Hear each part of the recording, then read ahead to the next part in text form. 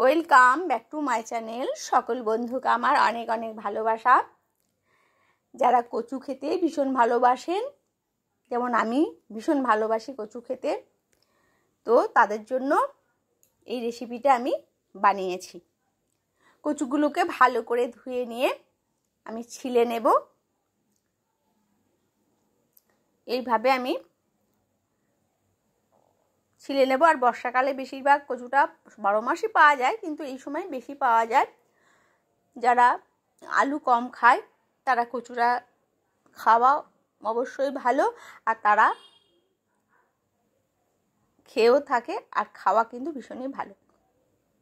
কচুটা যাতে বেশি লাল লাল না করে তার জন্য কিন্তু এই বেসনটা আমি মাখিয়ে নেব, তাহলে ভাজতে খুব ভালো সুবিধা হবে। বেসন কিংবা আটা দিয়ে যদি কচুটাকে খুব ভালো করে রগড়ে নেওয়া যায় তাহলে কিন্তু ওই লাল লালে জিনিসটা কিন্তু থাকে না। আজকে আমি কালো জিরে কাঁচা লঙ্কা দিয়ে বানাবো কচুটা। আমি একটু বেশি করে বেসন দিয়ে দিলাম, তাহলে মাখালে কি হবে, ওর লাল লালে জিনিসটা কিন্তু একদমই আর থাকবে না। ভালো করে মাখিয়ে নিলাম। এবার আমি কচুগুলোকে আর আলুগুলোকে একসাথে ভেজে নেব, তাহলে তেলের মধ্যে আর লাল লাল জিনিসটা থাকবে না।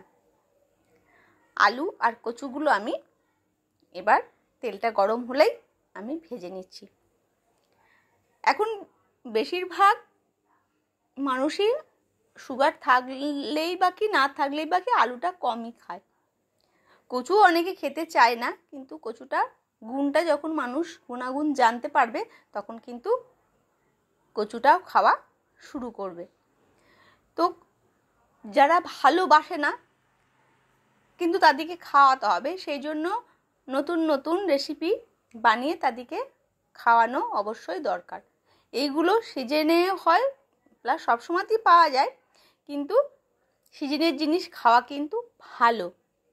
সেই জন্য যারা খায় না তাদেরকেও খাওয়ানোর চেষ্টা করতে হবে। সব রকম সবজি কিন্তু খাওয়া শরীরের পক্ষে ভালো। আমার কিন্তু ভাজা হয়ে গেছে। এবার ওই তেলেই আমি দিয়ে দেব কালো জিরে। একটু বেশি করে কালো জিরে দিলাম, আর দেব শুকনো লঙ্কা। শুকনো লঙ্কাটা সেন্টটা খুব ভালো আসে। আর নিরামিষ রান্নায় একটু তেজপাতা, একটু শুকনো লঙ্কা আর একটু গরম মশলা। পরে আমি গরম মশলা দেব না, এতেই আমি ফোড়ন দিলাম, বেশি গরম মশলা দেব না। এটা আমার ভাজা হয়ে গেল। এবার দিয়ে দেব টমেটোটা, আমি পেস্ট করে রেখেছি, টমেটোটা আমি দিয়ে দেব। আর দেব আদা বাটা, আর একটু আমি দেব হলুদ। যেগুলো আমাদের ডেলিকার মশলা, সেই মশলাতেই আমি বানিয়ে নেব।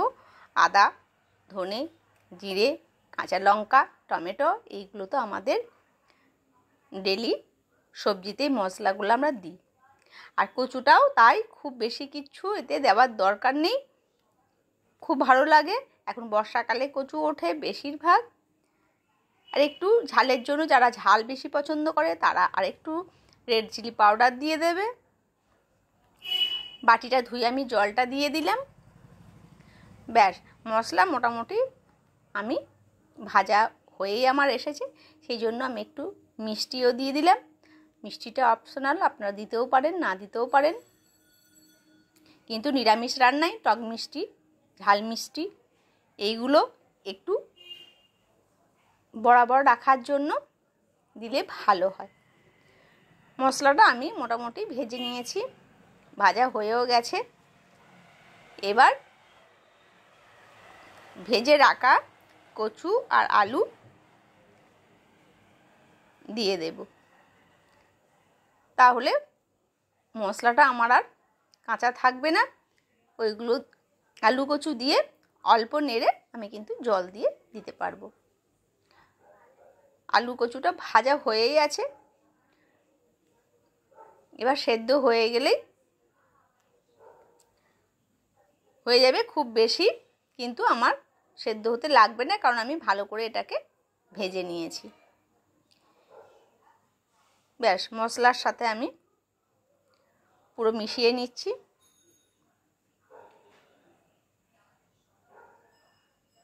হয়ে গেছে আমার অনেকটাই মেশানো। এবার আমি জল দিয়ে দেব, তাহলে মশলাটাও সবজির মধ্যে ঢুকে যাবে আর আলু কচুটাও এই জলে সেদ্ধ হয়ে যাবে। ব্যাস, এবার একটা ঢাকাও দিতে পারেন, না হলে যদি ফুটে যায় কোনো সমস্যা হবে না। আর নুনটা অবশ্যই চেক করে নেবেন। এবার দিয়ে দিলাম কাঁচা লঙ্কা। ব্যাস, মোটামুটি কিন্তু আমার সব সবজি মশলা কিন্তু আমার দেওয়া হয়ে গেছে। আর কচু আলু কিন্তু আমার সেদ্ধ হয়ে গেছে।